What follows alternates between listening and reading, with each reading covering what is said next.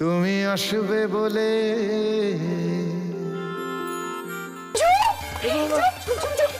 মাথা লাগেনি তো? ব্রেন ড্যামেজ হয়নি তো?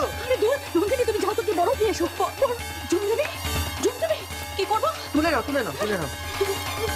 হ্যাঁ আস্তে আস্তে, পড়ে যাও পড়ে যাও, যাও সাবধানে যাও। এ বাবা, এই আস্তে আস্তে কি করছো তুমি? আবার পড়ে গেলে সবাই বলে আমি ঠেলে দিয়েছি। আচ্ছা ঠিক আছে।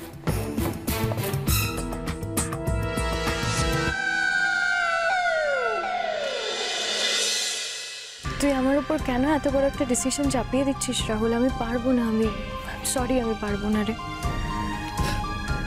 তুই ছাড়া আমি কার কাছে যাব?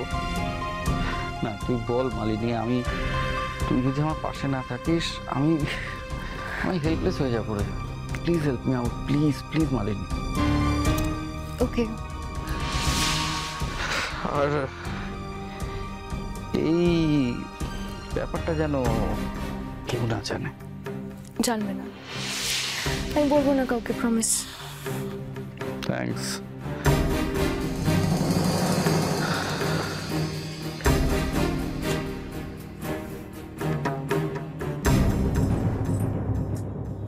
তুই ওখানে গিয়ে কোথায় থাকবি? ওই আমাদের পুরোনো অ্যাপার্টমেন্টটা। শোন না, তোর কাছে আমাদের ল্যান্ডলেডির কোনো ফোন নাম্বার থাকলে আমাকে একটু দিস, আমি সব ফোন নাম্বার হারিয়ে ফেলেছি। তুই সত্যি চলে যাবি? হ্যাঁ আমি সত্যি চলে যাব। মালিনী, আমার কাছে এই পৃথিবীতে সব থেকে ইম্পর্টেন্ট হলো ঝুমের ভালো থাকা, নন্দিনীর ভালো থাকা। আর সেই জন্যই আমি তোর কাছে ছুটে এসেছি। মালিনী, তুই হসপিটালটার দায়িত্ব নিয়েছিস, তৃপ্তর নামে হসপিটালটার। এটা আমার স্বপ্ন, এটা নন্দিনীর স্বপ্ন। এটাকে কিন্তু তোকে সাকসেসফুল করতেই হবে যেভাবে হোক। আমি চাই ঝুম বড় হয়ে ডাক্তার হোক, তৃপ্তর মতো একদিন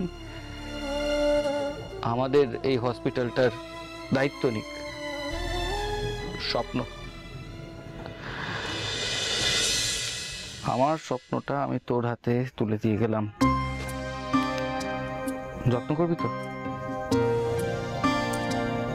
আই নো।